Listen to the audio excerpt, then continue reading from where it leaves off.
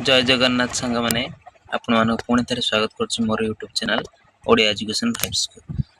आज आम यही वीडियो डिस्कसन करवा +3 4th सेमिस्टर लगे according to sorry +3 4th semester कहली +3 second semester sorry +3 second semester Odia honours रा कोर पेपर 4 कोर 4 यूनिट 3 रो 1 मार्क सिलेक्शन सिलेक्टेड क्वेश्चन आम अपलोड डिस्कशन करी अपलोड करा चैनल देखि परिबे जाके देखि नियंतु प्ले लिस्ट अछि। आज हूँ तार 2 मार्क है 2 मार्क विशिष्ट long question sorry short question आम डिस्कसन करिया ए वीडियो रे। तो चलतु स्टार्ट करिवा देर न करी जो थेर अछि कोन हमरो थर्ड यूनिट रे मध्ययुगीय काव्यर आत्मिक विभव जो थेर रस सौंदर्य चेतना भावादर्श एते रही लगे। तो चलते स्टार्ट करिया वीडियो स्टार्ट करिया पूर्व कहू जो मैंने चैनल को नुआ करे चैनल को फटाफट सब्सक्राइब कर देते लगे। चलते सब्सक्राइब ही करवा कौन मागु किसी मागुनी तो सब्सक्राइब खाली कर दिंतु वीडियो भल लगे लाइक करेंगे और सांग मान सहित शेयर कर दिंतु जहाँद्वारा कि से किसी हेल्प हो पार। तो चलते स्टार्ट करिया जी क्वेश्चन अच्छे प्रायतः सब सिलेक्टेड क्वेश्चन इंपोर्टेंट क्वेश्चन है लगे। तो ध्यान देके शुणु रस क्या कहते यहाँ किपर निष्पत्ति हुए यार सब लंग क्वेश्चन डिस्कसन कर गोटे गोटे पूछे दे आप ट्रिक मन रखा पड़ो है लगे तार शब्दर ट्रिक अच्छे लगे बुझे अभिधान कहुई रस काव्यालंकार श्रृंगार आदि भाव रसनेन्द्रिय ग्राह्य वस्तु दल निस्राव कौतुक आस्वाद तेरे प्रथम टी जहाँ कहुई ताहा ही ग्रहणीय। साहित्यर प्राण होउची रस कारण साहित्य रस नथिले साहित्यर मजा आसेनी।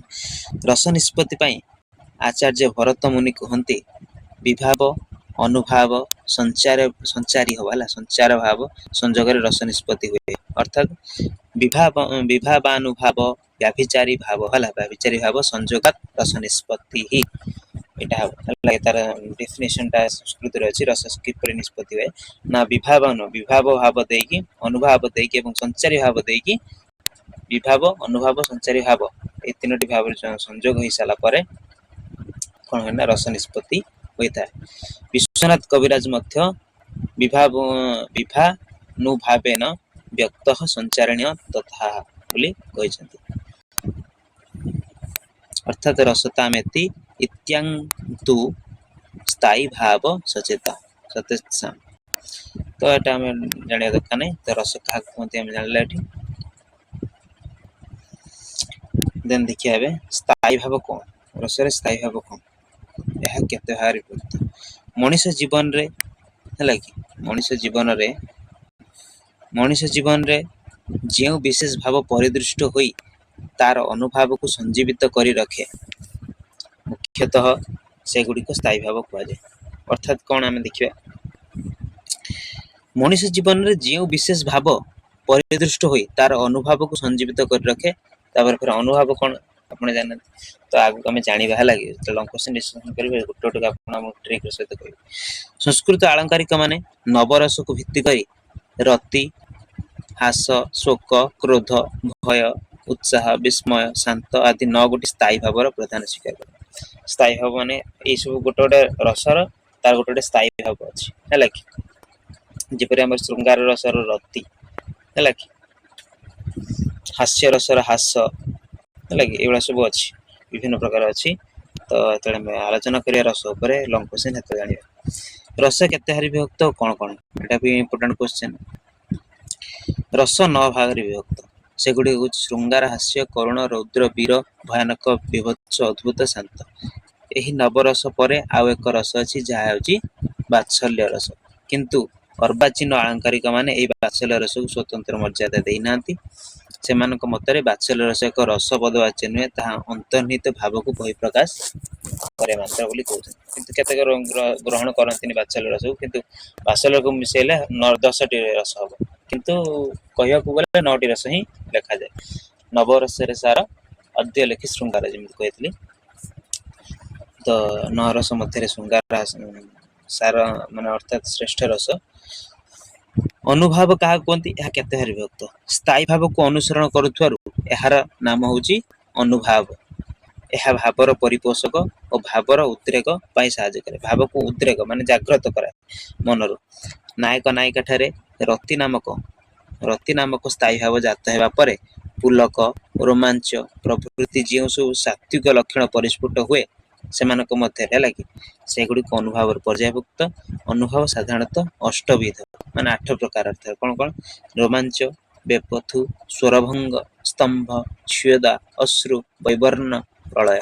ହେଲା କି 8 ପ୍ରକାର ହଉଛି ଅନୁଭାବ। ଅଷ୍ଟସାତ୍ଵିକ ବିକାର ଯାହାକୁ କୁହନ୍ତି ହେଲା। ସଞ୍ଚାରୀ ଭାବ କଣ? ଏହାର ସଂଖ୍ୟା କେତେ? ଏହାକୁ ମଧ୍ୟ ବ୍ୟାଭିଚାରୀ ଭାବ କୁହାଯାଏ। କାହାକୁ? ସଞ୍ଚାରୀ ଭାବକୁ ବ୍ୟାଭିଚାରୀ ଭାବ ମଧ୍ୟ କୁହାଯାଏ, ତାର ଅନ୍ୟ ନାମ। ଏହା ମୁଖ୍ୟତଃ ସଞ୍ଚରଣଶୀଳ ଓ ଅସ୍ଥିର ମନୋବୃତ୍ତିର ଏକ କ୍ରିୟା। କୋଉଟା? ସଞ୍ଚାରୀ ଭାବ। ଏହି କ୍ରିୟା ସୃଷ୍ଟି ହେବା ପରେ ପରେ ସ୍ଥାୟୀ ଭାବକୁ ପୁଷ୍ଟ କରି ପୁନଶ୍ଚ ଅନ୍ତର୍ନିହିତ ହୋଇଯାଏ। ସଞ୍ଚାରୀ ଭାବ ସ୍ଥାୟୀ ଭାବର ବିପରୀତ ଧର୍ମୀ। ସଞ୍ଚାରୀ ଭାବ କଣ ହେଉଛି? ସ୍ଥାୟୀ ଭାବର ବିପରୀତ ଧର୍ମୀ। ସ୍ଥାୟୀ ଭାବ ସ୍ଥିର ଓ ସଞ୍ଚାରୀ ଭାବ ଅସ୍ଥିର। ଏହାର ସଂଖ୍ୟା 33 ଗୋଟି। ସଞ୍ଚାରୀ ଭାବ କେତେ ପ୍ରକାର? ନା 33 ଗୋଟି। ନିର୍ବେଦ, ଆବେଗ, ଦୈନ୍ୟ, ଶ୍ରମ, ମଦ, ଜଡ଼ତା, ଉଗ୍ରତା, ମୋହ, ଏଇଟା ଏତେ ମନେ ରଖିବା ଦରକାର ନାହିଁ। ତ ସେତିକି ଜଷ୍ଟ ମନେ ରଖିବା। 33 ପ୍ରକାର। ଆଉ ସଞ୍ଚାରୀ ଭାବ କାହାକୁ କୁହାଯାଏ? ଏତେ ଆବଶ୍ୟକ ନାହିଁ, ଏତେ ଡିପଲି ଆସିବନି। ବିଭାବ କାହାକୁ କୁହନ୍ତି? ସ୍ଥାୟୀ ଭାବର ବୃଦ୍ଧି କରାଇବାରେ ଯିଏ ସହାୟତା କରିଥାଏ। ସ୍ଥାୟୀ ଭାବକୁ ଯିଏ ବୃଦ୍ଧି କରାଇବାରେ ସହାୟକ ହୋଇଥାଏ ତାହାକୁ ବିଭାବ କୁହାଯାଏ। ସାଧାରଣ ନାୟକ ମନରେ ପ୍ରେମ ସଞ୍ଚାର କରିବା ପାଇଁ ନାୟିକାର ରୂପ, ସୌନ୍ଦର୍ଯ୍ୟ, ଗୁଣ ଓ ମଧୁର ବ୍ୟବହାର ଇତ୍ୟାଦି ସହାୟତା କରିଥାଏ। ଗୋଟା ବିଭାବ। ନାୟିକାର ଏତାଦୃଶ ସୌନ୍ଦର୍ଯ୍ୟ ଓ ଗୁଣଟିକୁ ଏ କ୍ଷେତ୍ରରେ ବିଭାବ କୁହାଯାଇପାରେ। ତାପରେ ଉତ୍ପତ୍ତିବାଦ କଣ? ଏହା କିଏ କହିଥିଲେ? ଦେଖ, ରସ ସମ୍ପର୍କରେ 4ଟି ବାଦ ଅଛି ହେଲା। ଉତ୍ପତ୍ତିବାଦ, ଭୁକ୍ତିବାଦ, ଅନୁମିତିବାଦ ଆଉ ଗୋଟେ ଅଭିବ୍ୟକ୍ତିବାଦ ହେଲା କି 4 ପ୍ରକାର ବାଦ ଅଛି। 4ଟି ବାଦର ବିଭିନ୍ନ ପ୍ରବକ୍ତା ମଧ୍ୟ ଅଛନ୍ତି। ସେ ବାଦରେ କଣ କଣ କୁହାଯାଇଛି ସବୁ ଦେଖିବା ହେଲା କି। ଉତ୍ପତ୍ତିବାଦ କଣ? ଏହା କିଏ କହିଥିଲେ? ଭରତ ମୁନି ନାଟ୍ୟଶାସ୍ତ୍ରର ରସ ନିଷ୍ପତ୍ତି କଥା କହିବା ପରେ ଭଟ୍ଟ ଲଲ୍ଲଟ ଆରମ୍ଭ କରିଥିଲେ ହେଲା କି। ଏ ଉତ୍ପତ୍ତିବାଦର ପ୍ରବକ୍ତା କିଏ ଅଛନ୍ତି? ନା ଭଟ୍ଟ ଲଲ୍ଲଟ ହେଲା। ତାଙ୍କ ମତରେ ନାଟକର ମୂଳ ଚରିତ୍ର ହେଉଛି ସେ ରସ ସୃଷ୍ଟିର ଉତ୍ପତ୍ତି ସ୍ଥଳ। ଏହି ମୂଳ ଚରିତ୍ର ଠାରୁ ରସ ସୃଷ୍ଟି ଆରମ୍ଭ ହୋଇଥାଏ। ସାଧାରଣତଃ ରାମାୟଣ ରାମଚରିତ୍ର ହେଉଛି ରସ ଉତ୍ପତ୍ତିର ସେତୁ। କିନ୍ତୁ ଅଭିନବ କାଳରେ ରାମଚରିତ୍ରରେ ଅଭିନୟ କରୁଥିବା ଲୋକ ନିଜର ଅଭିନୟଗତ ଉତ୍କର୍ଷତା ହେତୁ ମୂଳ ରାମଚନ୍ଦ୍ରଙ୍କର ମୂଳ ଭାବ ସତ୍ତାକୁ ନିଜେ ବହନ କରେ। ଫଳତଃ ଦର୍ଶକମାନେ ସମ୍ପୃକ୍ତ ଅଭିନେତା ଠାରେ ରାମଚନ୍ଦ୍ରଙ୍କର ସ୍ୱରୂପ ଆଚରଣ ସନ୍ଦର୍ଶନ କରନ୍ତି। ସେଟା ସେ ନିଜେ ଫିଲ୍ କରନ୍ତି ନା ନାଇଁ? ସେ କିନ୍ତୁ ଜାଣିଛନ୍ତି ସେ ରାମଚନ୍ଦ୍ର ନୁହେଁ, ତଥାପି କିନ୍ତୁ ସେ ଫିଲ୍ କରନ୍ତି ଯେ ରାମଚନ୍ଦ୍ରଙ୍କ କ୍ୟାରେକ୍ଟରରେ ଜଣେ ଯଦି ଅଭିନୟ କରୁଥିବ ତାକୁ ରାମ ବୋଲି। ଲୋକମାନେ କଣ କରନ୍ତି ନା ସେ ରସକୁ ଆସ୍ୱାଦନ କରନ୍ତି ବା ସେଇଟାକୁ ଫିଲ୍ କରନ୍ତି ସମସ୍ତେ। ତାକୁ ରାମଚନ୍ଦ୍ର ବୋଲି ଗ୍ରହଣ କରନ୍ତି। ମୂଳ ରାମଚନ୍ଦ୍ର ଚରିତ୍ରଟି ଅଭିନେତା ଉପରେ ଆରୋପତ ହୋଇ ଏହା ଦର୍ଶକଙ୍କ ପ୍ରତିକ ଆଣେ। ଫଳତଃ ରସ ନିଷ୍ପତ୍ତି ସମ୍ଭବପର ହୁଏ। ତେଣୁ ଉତ୍ପତ୍ତିବାଦର ମୂଳ ଚରିତ୍ର ହିଁ ରସ ନିଷ୍ପତ୍ତିର କାରଣ ହୋଇଥାଏ ବୋଲି କୁହାଯାଇଛି ଉତ୍ପତ୍ତିବାଦ ସମ୍ପର୍କରେ। ତାପରେ ଭୁକ୍ତିବାଦ କଣ? ଏହାର ପ୍ରବକ୍ତା କିଏ? ଭରତଙ୍କ ନାଟ୍ୟଶାସ୍ତ୍ରର ଅନ୍ୟତମ ପ୍ରସିଦ୍ଧ ଟୀକାକାର ହେଉଛନ୍ତି ଭଟ୍ଟ ନାୟକ। ଏହାର ହେଉଛନ୍ତି ଭୁକ୍ତିବାଦରେ କିଏ? ଭଟ୍ଟ ନାୟକ। ଭୁକ୍ତିବାଦର ପ୍ରବର୍ତ୍ତନ କରିଛନ୍ତି। ଭରତଙ୍କ ରସ ଶାସ୍ତ୍ରର ହେଲା ରସ ଶତ୍ରୁର ଦେଇ ସଂଯୋଗ ନାମ ଭୋଜ୍ୟ। ଆଚ୍ଛା, ରସ ଶାସ୍ତ୍ରର ସଂଯୋଗ ସ୍ଥାନରେ ଭୋଜ୍ୟ ଭୋଜକ ସମ୍ବନ୍ଧ ପ୍ରକାଶ କରିଛନ୍ତି। ନିଷ୍ପତ୍ତିକୁ ସେ ସୂକ୍ତି ଭାବରେ ଗ୍ରହଣ କରିଛନ୍ତି। ସେ ଭଟ୍ଟ ଲଲ୍ଲଟ ଓ ଶଙ୍କୁନଙ୍କର ମତବାଦକୁ ଖଣ୍ଡନ କରିଛନ୍ତି। ଏହି ମୂଳ ଚରିତ୍ର ଅଭିନେତା ଓ ଦର୍ଶକ ବା ପାଠକର ଇତ୍ୟାଦିକୁ ଗୌଣ ମନେ କରିଛନ୍ତି ଏବଂ ସେମାନେ କେହି ରସର ଅଧିକାରୀ ନୁହନ୍ତି ବୋଲି ମଧ୍ୟ ପ୍ରକାଶ କରିଛନ୍ତି। କିନ୍ତୁ ଏଟା ତାର ବିରୋଧୀ ଭୁକ୍ତିବାଦରେ। ତାଙ୍କ ମତରେ ଦର୍ଶକ ବା ପାଠକଙ୍କ ଠାରେ ରହିଥିବା ରତି, ଶୋକ ପ୍ରଭୃତି ସ୍ଥାୟୀ ଭାବ ରସ ଅନୁଭବର ମୂଳ ହେତୁ। ପାଠକ ବା ଦର୍ଶକ ଇତ୍ୟାଦି ସହୃଦୟ। ଏମାନଙ୍କ ହୃଦୟର ନାଟକ ଦର୍ଶନ ପଠନ ହିଁ ଗଭୀର ରେଖାପାତ କରିଥାଏ। ତେଣୁ ପ୍ରତ୍ୟେକ ବ୍ୟକ୍ତି ଭିତରେ ଏହି କାଳରେ ଦେଖାଯାଏ ଏକ ସ୍ୱତନ୍ତ୍ର ମାନସିକ ପ୍ରକୃତି। ଦର୍ଶକମାନେ ଏହି ସମୟରେ ଅଭିନେତା ଠାରେ ଏକ କାଳ୍ପନିକ ଚରିତ୍ର ଦେଖନ୍ତି। ଏହି କାଳ୍ପନିକ ରୂପଚିତ୍ର ହିଁ ଏପରି କ୍ଷେତ୍ରରେ ରସ ସୃଷ୍ଟି କରିଥାଏ ବୋଲି ଭଟ୍ଟନାୟକ ମତ କରନ୍ତି। ସେ ଭାବତ୍ୱ ଓ ଭୋଜନତ୍ୱ ବୋଲି 2ଟି କଥା ସଂଯୋଗ କରି ପ୍ରକାଶ କରିଛନ୍ତି ଯେ ଏହି ଭାବନା ଦ୍ୱାରା ପାଠକ ଦର୍ଶକ ଠାରେ ରସର ଭକ୍ତା ଚାଲିଥାଏ। ତାପରେ ମଧ୍ୟଯୁଗୀୟ କାବ୍ୟର ଆରମ୍ଭ କିପରି ହୁଏ, ଏଟା ଗୋଟେ ଇମ୍ପୋର୍ଟାଣ୍ଟ କ୍ୱେଶ୍ଚନ ହେଲା। ତାର ଗୋଟେ ଶ୍ଲୋକ ଅଛି, ଆଦୌ ନମସ୍କ୍ରିୟାଶୀର୍ବା ବସ୍ତୁ ନିର୍ଦ୍ଦେଶ ଏବ ବା ଉଚିତ ନିନ୍ଦା ଖଳାଦୀନାନ୍ ଶ୍ରୋତାଞ୍ଚ ଗୁଣ କୀର୍ତ୍ତନ। ଅର୍ଥାତ୍ ଆଦୌ ନମସ୍କ୍ରିୟା ଆଶୀର୍ବାଦ, କାବ୍ୟର ଆରମ୍ଭ କଣ ହୁଏ ଯେ ଆସି ନମସ୍କ୍ରିୟା ବା ତାଙ୍କର ମଙ୍ଗଳାଚରଣ କରାଯାଇଥାଏ କାବ୍ୟରେ ତାଙ୍କର ଇଷ୍ଟ ଦେବଙ୍କର ହେଲା, ଇଷ୍ଟ ଦେବଙ୍କର ବା ଇଷ୍ଟ ଦେବୀଙ୍କର ମଙ୍ଗଳାଚରଣ କରିକି କାବ୍ୟର ଆରମ୍ଭ କରିଥାନ୍ତି ରୀତିଯୁଗ ପରମ୍ପରାରେ, କାବ୍ୟ ପରମ୍ପରାରେ। ମଧ୍ୟଯୁଗୀୟ କାବ୍ୟର ଆରମ୍ଭ ମଙ୍ଗଳାଚରଣରେ ହୁଏ। କାବ୍ୟଟିକୁ ନିର୍ବିଘ୍ନରେ ପରିସମାପ୍ତି ଲାଗି କବିମାନେ ଯେ ଯାହାର ଇଷ୍ଟ ଦେବତାଙ୍କ ନିକଟରେ କୃପା ଭିକ୍ଷା କରନ୍ତି, ଇଷ୍ଟ ଦେବତାଙ୍କ ଉଦ୍ଦେଶ୍ୟରେ ନମସ୍କାର ଜ୍ଞାପନ, କାବ୍ୟ ବର୍ଣ୍ଣିତ ବିଷୟବସ୍ତୁର ସୂଚନା, ଖଳ ନିନ୍ଦା ତଥା ସାଧୁସ୍ତୁତିର କାବ୍ୟର ଆରମ୍ଭ ହୁଏ। କେଉଁ କେଉଁ ବିଷୟ ଚର୍ଚ୍ଚା ହେବ ଏବଂ କେଉଁ କେଉଁ ବ୍ୟାକରଣର ବ୍ୟବହାର କରି କାବ୍ୟ ସମାପ୍ତି ହେବ ତାହା ମଧ୍ୟ କବି କାବ୍ୟ ଆରମ୍ଭରେ ଘୋଷଣା କରିଥାନ୍ତି ହେଲା କି। ମଧ୍ୟଯୁଗୀୟ କାବ୍ୟ ସାହିତ୍ୟରେ ପ୍ରକୃତି ଚିତ୍ର କିପରି ବର୍ଣ୍ଣିତ ହୋଇଛି, ଏଟା ଇମ୍ପୋର୍ଟାଣ୍ଟ ନୁହେଁ ଏତେ, ତ ତଥାପି ଦେଖିଦେଇଥିବା ହେଲା। ମଧ୍ୟଯୁଗୀୟ କାବ୍ୟରେ ବର୍ଣ୍ଣିତ କଥାବସ୍ତୁର ପୃଷ୍ଠଭୂମି ଉପରେ ପ୍ରକୃତିର ବର୍ଣ୍ଣନା କରାଯାଇଛି। ତେବେ ସେମାନଙ୍କର ପରିଦୃଶ୍ୟମାନ ପ୍ରକୃତି ଆତ୍ମକୈନ୍ଦ୍ରିକ ନ ହୋଇ ଉଠିଛି ବସ୍ତୁକୈନ୍ଦ୍ରିକ। ପ୍ରକୃତିର ଉପାଦାନ ଗୁଡ଼ିକୁ ନାୟକ ନାୟିକା ମାନଙ୍କର ବିଭିନ୍ନ ଅଙ୍ଗ ପ୍ରତ୍ୟଙ୍ଗ ସହିତ ତୁଳନା କରିବାର ମଧ୍ୟଯୁଗୀୟ କବିର ରୁଚି ପରିଚାଳିତ ହୋଇଥିଲା। ପ୍ରକୃତିର ବିଭିନ୍ନ ସୈଷ୍ଠବକୁ ନାୟକ ନାୟିକାଙ୍କର ଅଙ୍ଗ ସୈଷ୍ଠବ ସହିତ ଯୋଡ଼ିକି ଉପମା ଲଗାଇ ବିଭିନ୍ନ ଭାବରେ ସେ ପ୍ରକୃତି ବର୍ଣ୍ଣନା କରିଥାନ୍ତି। ପ୍ରକୃତିକୁ ପୃଷ୍ଠପଟରେ ରଖି ନାୟକ ନାୟିକାଙ୍କର ହାବଭାବ, ସୁଖ ଦୁଃଖ, ମିଳନ ବିରହର ମାନସିକ ଚିତ୍ରଣ ଦିଆଯାଇଛି। ଏହି କ୍ରମରେ ବିଭିନ୍ନ ଋତୁର ବର୍ଣ୍ଣନା ରୀତି କାବ୍ୟରେ ସର୍ବତ୍ର ପରିଦୃଷ୍ଟ ହୁଏ। ପ୍ରକୃତିର ଆତ୍ମିକ ରୂପ ସୌନ୍ଦର୍ଯ୍ୟ ଅପେକ୍ଷା ବାହିକ ଶୋଭା ରୀତି କାବ୍ୟରେ ପ୍ରକୃତି ଚିତ୍ରଣର ସ୍ୱଭାବ ସିଦ୍ଧ ପରିଣତ ବୋଲି ମନେ ହୁଏ। ମଧ୍ୟଯୁଗୀୟ କାବ୍ୟର ଭାଷା ଶୈଳୀ ହେଉଛି ମଣିପ୍ରବାଳ ଭାଷା ଶୈଳୀ। ମଣିପ୍ରବାଳ ଅର୍ଥାତ୍ ଦିବ୍ୟ ଅଦିବ୍ୟ ଭାଷା, ମାନେ ଲୋକମାନଙ୍କର କଥିତ ଭାଷା ସହିତ ସଂସ୍କୃତ ଭଳି ଆଡମ୍ବରପୂର୍ଣ୍ଣ ଭାଷାକୁ ମଧ୍ୟ ଯୋଡ଼ା ଯାଇଛି। ମଧ୍ୟଯୁଗୀୟ କାବ୍ୟର ଭାଷା ଶୈଳୀ ହିଁ ମଣିପ୍ରବାଳ ଭାଷା ଶୈଳୀ। ଏହି ଆଲୋଚନାରେ ଡକ୍ଟର ବୃନ୍ଦାବନ ଚନ୍ଦ୍ର ଆଚାର୍ଯ୍ୟ କହିଛନ୍ତି, ଶୁଦ୍ଧ ସଂସ୍କୃତ ଶବ୍ଦର ପାଖେ ପାଖେ ଲୋକମୁଖର କଥିତ ଶବ୍ଦାବଳୀକୁ ପ୍ରୟୋଗ କରିବାରେ ରୀତି କବିର ଅସାଧାରଣ ନୈପୁଣ୍ୟ ପ୍ରକଟିତ ହୋଇଛି। ଭାଷା ପ୍ରୟୋଗରେ ଏହି ଧରଣର କୌଶଳକୁ ମଣିପ୍ରବାଳ ଶୈଳୀ ଆଖ୍ୟା ଦିଆଯାଇପାରେ। ଏହି ମଣିପ୍ରବାଳ ଭାଷା ଶୈଳୀର ସମସ୍ତ ଓଡ଼ିଆ ରୀତିକାବ୍ୟ ରଚିତ। ଦୀନକୃଷ୍ଣ, ଉପେନ୍ଦ୍ର, ଅଭିମନ୍ୟୁ ପ୍ରମୁଖ କବିଗଣ ଏହି ମଣିପ୍ରବାଳ ଅଥବା ସେମାନଙ୍କର କଥିତ ଓ ଘୋଷିତ ତଥା ଦିବ୍ୟ ଅଦିବ୍ୟ ଭାଷାରେ କାବ୍ୟମାନ ରଚନା କରି ଓଡ଼ିଆ ଭାଷାକୁ ଏକ ଦିଗରେ ଯେପରି କାବ୍ୟ ଉପଯୋଗୀ କରିଛନ୍ତି, ଅନ୍ୟ ଦିଗରେ ସେହିପରି ଭାଷାର କଳେବରରୁ ସ୍ଫୀତ କରି ଏହାର ପ୍ରଗତିକୁ ତ୍ୱରାନ୍ୱିତ କରିଛନ୍ତି।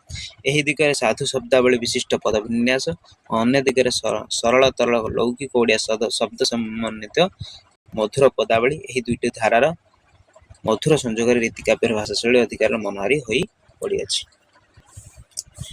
ଦିବ୍ୟ ଅଦିବ୍ୟ ଭାଷାରେ ପଦ ହେବ ସିଦ୍ଧି ବୁଧ ମନ ବୋଧ, କଣ ଗୋଟେ ଏମିତି ଅଛି ବିଦଗ୍ଧ ଚିନ୍ତାମଣି କାବ୍ୟରେ ଲେଖିଛନ୍ତି ଅଭିମନ୍ୟୁ ସାମନ୍ତ। ମଧ୍ୟଯୁଗୀୟ କାବ୍ୟରେ ନାୟିକାକୁ କେତେ ଭାରେ ବିଭକ୍ତ କରାଯାଇଛି, ସେଗୁଡିକ କଣ କଣ, ଏଟା ଗୋଟେ ଇମ୍ପୋର୍ଟାଣ୍ଟ କ୍ୱେଶ୍ଚନ। ମଧ୍ୟଯୁଗୀୟ କାବ୍ୟ ସାହିତ୍ୟରେ ଅର୍ଥାତ୍ ବୈଷ୍ଣବ ଧର୍ମର ମୂଳକ କାବ୍ୟ ସାହିତ୍ୟରେ ନାୟିକାଙ୍କୁ 8 ଭାରେ ବିଭକ୍ତ କରାଯାଇଛି। ସେ ଅଷ୍ଟବିଧ ନାୟିକା ହେଉଛନ୍ତି ବାସକ ଶଯ୍ୟା, କଳହାନ୍ତରିତା, ଖଣ୍ଡିତା, ବିପ୍ରଲବ୍ଧା, ପ୍ରସିଦ୍ଧ ଭର୍ତ୍ତୁକା, ଅଭିସାରିକା, ମାନିନୀ, ବିରହୋତ୍କଣ୍ଠିତା ହେଲା। ତାପରେ ମଧ୍ୟଯୁଗରେ କାଳ୍ପନିକ ବିଷୟବସ୍ତୁ ନେଇ ରଚିତ 10ଟି କାବ୍ୟର, ମଧ୍ୟଯୁଗର ଶହ ଶହ କାବ୍ୟ ଅଛି, 10ଟି ମାତ୍ର କିଛି ନାହିଁ। ଯେମିତି ଆମେ ଦେଖିବା ଲାବଣ୍ୟବତୀ, ପ୍ରେମ ସୁଧାନିଧି, ରସିକ ହାରାବଳୀ, ପ୍ରେମ ମଞ୍ଜରୀ ଚନ୍ଦ୍ରଶେଖର ହେଲା, ରସବତୀ ଅଭିମନ୍ୟୁ ସାମନ୍ତ ସିଂହାର, ସୁଲକ୍ଷଣା ଅଭିମନ୍ୟୁ, ପ୍ରେମକଳା ଅଭିମନ୍ୟୁ, ସର୍ବାଙ୍ଗ ସୁନ୍ଦରୀ ଲୋକନାଥ ବିଦ୍ୟାଧର, ଇଚ୍ଛାବତୀ ଧନଞ୍ଜୟ, ତ୍ରିପୁର ମୋହିନୀ ଧନଞ୍ଜୟ ଭଞ୍ଜ, ଆହୁରି ମେଞ୍ଚେ କାବ୍ୟ ଅଛି। ପ୍ରୀତି କେତେ ଭାଗରେ ବିଭକ୍ତ, କବି ସମ୍ରାଟଙ୍କ ବୈଦେହୀ ବିଳାସରେ କେଉଁ ପ୍ରୀତି ବର୍ଣ୍ଣନା କରାଯାଇଛି। ମଧ୍ୟଯୁଗ କାବ୍ୟ ସାହିତ୍ୟରେ ଅନୁଧ୍ୟାନ କଲେ ଜଣାଯାଏ ଯେ ଏ ଯୁଗ କବିମାନେ ପ୍ରେମକୁ ଦୁଇ ଭାଗରେ ବିଭକ୍ତ କରିଛନ୍ତି, ତାହା ହେଉଛି ସ୍ୱକୀୟ ପ୍ରୀତି ଓ ହେଉଛି ପରକୀୟା ପ୍ରୀତି। କବି ସମ୍ରାଟ ବୈଦେହୀ ବିଳାସରେ ସ୍ୱକୀୟ ପ୍ରୀତି ବର୍ଣ୍ଣନା କରାଯାଇଛି, କାରଣ ଆଦର୍ଶ ପତି ପତ୍ନୀ ରାମ ଓ ସୀତାଙ୍କର ଏହି କାବ୍ୟ ନାୟିକା ଭାବରେ ସ୍ୱୀକୃତ ହୋଇଛନ୍ତି, ତେଣୁ ଏହାର ସ୍ୱକୀୟ ପ୍ରୀତି, ପରକୀୟା ପ୍ରୀତି ନାହିଁ। ରାଧାକୃଷ୍ଣ ଚରିତ୍ରକୁ ନେଇ ରଚିତ ମଧ୍ୟଯୁଗ 5ଟି କାବ୍ୟର ନାମ ଲେଖ, ଅର୍ଥାତ୍ ରାଧାକୃଷ୍ଣଙ୍କୁ ନେଇ କୃଷ୍ଣ କାବ୍ୟର ନାମ ଲେଖ କଣ ନା, ଯେମିତି ଆମର ବିଦଗ୍ଧ ଚିନ୍ତାମଣି, ପ୍ରେମ ଚିନ୍ତାମଣି, କିଶୋର ଚନ୍ଦ୍ରାନନ୍ଦ ଚମ୍ପୁ, କି ହେଲାରେ କହିତ ନୁହଁ ଭାରତୀ ରେ କାଲି ଯା ଦୂରରୁ ଦେଖି କଳନା କଲା ଆଖି କଳା ଇନ୍ଦିବ ଭାରତୀ କିଶୋର ଚନ୍ଦ୍ରମୋହନ ଅତି ଚମତ୍କାର ଲେଖା। ରସକଲ୍ଲୋଳ ବି ମଧ୍ୟ ଅତି କାନ୍ତ କୋମଳ ପଦାବଳୀ। ମଥୁରା ମଙ୍ଗଳ ଭକ୍ତଚରଣ ଦାସ ଇଏ ହଉଛି ଗୋଟେ ଗୋଟେ ହଉଛି ରାଧାକୃଷ୍ଣ ସମ୍ବଳିତ କାବ୍ୟ ବା ରାମ କାବ୍ୟ କୃଷ୍ଣ କାବ୍ୟ ଅତିକ୍ତ କୃଷ୍ଣ କାବ୍ୟ ମଧ୍ୟ କୁହାଯାଇଥାଏ। ଦ୍ୟୁତି କାହାକୁ କହନ୍ତି? ଏହି ଚରିତ୍ରର କାର୍ଯ୍ୟ କଣ? ଦ୍ୟୁତି ହିଁ ତୃତୀୟ ଶ୍ରେଣୀର ନାରୀ। ନାୟକ ଓ ନାୟିକାଙ୍କ ମଧ୍ୟରେ ମିଳନ ପରିବେଶ ସୃଷ୍ଟି କରିବା ପାଇଁ ଏହି ଦ୍ୟୁତି ଚରିତ୍ର ଭୂମିକା ରହିଛି। ଏମାନଙ୍କୁ ମଧ୍ୟ ଦାସୀ କୁହାଯାଏ। ଏମାନଙ୍କର କର୍ମ ହିଁ ଦାସୀ କର୍ମ। ମାଳିନୀ ଓ ନର୍ତ୍ତକୀକୁ ମଧ୍ୟ ଦ୍ୟୁତି ରୂପେ ଗ୍ରହଣ କରାଯାଏ, କାରଣ ଦ୍ୟୁତି ହିଁ ମାଳିନୀ ରୂପେ ମାଳା ମଧ୍ୟରେ ଛିଟାଉ ବା ପ୍ରେମ ସମ୍ପର୍କୀୟ ସନ୍ଦେଶକୁ ପ୍ରଦାନ କରିବାର କର୍ମ ପାଇଁ ଚରିତ୍ର ମାତ୍ର। ଏମାନେ ମଧ୍ୟ ନୃତ୍ୟ ଓ ଗାନରେ ନିପୁଣ। ନାୟିକାଙ୍କର ମନକୁ ଆକର୍ଷଣ କରାଯାଏ। ଅର୍ଥାତ୍ ଏମାନେ ହଉଛନ୍ତି ମିଡିଏଟର। ଦ୍ୱିତୀୟ ଚରିତ୍ର ଅର୍ଥାତ୍ ତୃତୀୟ ଥାର୍ଡ କ୍ୟାରେକ୍ଟର ବା ମିଡିଏଟର, ନାୟକ ନାୟିକାଙ୍କ ମଧ୍ୟରେ ସଂଯୋଗ କରିବା ପାଇଁ ପ୍ରେମ ସମ୍ପର୍କ। ମଧ୍ୟଯୁଗ କାବ୍ୟ ବର୍ଣ୍ଣିତ ଦ୍ୟୁତି ଚରିତ୍ର କେତେ ଭାରେ ବିଭକ୍ତ? 3 ଭାଗରେ। କଣ? ଦ୍ୟୁତି, ସ୍ୱୟଂ ଦ୍ୟୁତି, ଆପ୍ତ ଦ୍ୟୁତି। ଏଟା ଇମ୍ପୋର୍ଟାଣ୍ଟ ନହେଲେ। ମଧ୍ୟଯୁଗ ମାନେ ନାରୀ ଚରିତ୍ର କିପରି ବର୍ଣ୍ଣନା କରିଛନ୍ତି? ନାରୀର ରୂପ, ଗୁଣ, ସ୍ୱଭାବ, ଚାରିତ୍ରିକ ବୈଶିଷ୍ଟ୍ୟର ଯଥାର୍ଥ ପ୍ରକଟ, ଅର୍ଥାତ୍ ନଖ ଶିଖ ହେଲା କି ନଖ ଠାରୁ ଶିଖ ଅର୍ଥାତ୍ ମୁଣ୍ଡ ପର୍ଯ୍ୟନ୍ତ ଶିଖର ହେଲା ନଖ ଶିଖ ବର୍ଣ୍ଣନା କରନ୍ତି ମଧ୍ୟଯୁଗ କବି ମାନେ ତାଙ୍କର କାବ୍ୟ ନାୟିକା ମାନଙ୍କର ସୌନ୍ଦର୍ଯ୍ୟ ହେଲା। ତ ଏତିକି ଆମେ ଡିସ୍କସନ କରି ସାରିଦେଲେ 2 ମାର୍କ ସିଲେକ୍ସନ କ୍ୱେଶ୍ଚନ। ଦେନ୍ ଆମେ ୟା ପରେ 8 ମାର୍କ ହେଲା କି 8 ମାର୍କ ଲଙ୍ଗ କ୍ୱେଶ୍ଚନ ହାତ ଲେଖା ନୋଟ ଲଙ୍ଗ କ୍ୱେଶ୍ଚନ ଆମେ ଡିସ୍କସନ କରିବା। ତ ଚ୍ୟାନେଲଟିକୁ ଯେଉଁମାନେ ଫଟାଫଟ ସବସ୍କ୍ରାଇବ କରିଦିଅନ୍ତୁ। ଆଉ ଭିଡ଼ିଓଟି ଏଇଠି ଏଣ୍ଡ କରିବା। ଯେଉଁମାନେ ଭିଡ଼ିଓ ଶେଷ ପର୍ଯ୍ୟନ୍ତ ଦେଖିଥିବେ ସେମାନଙ୍କୁ ବହୁତ ବହୁତ ଧନ୍ୟବାଦ। ଜୟ ଜଗନ୍ନାଥ, ବନ୍ଦେ ଉତ୍କଳ, ଜୟ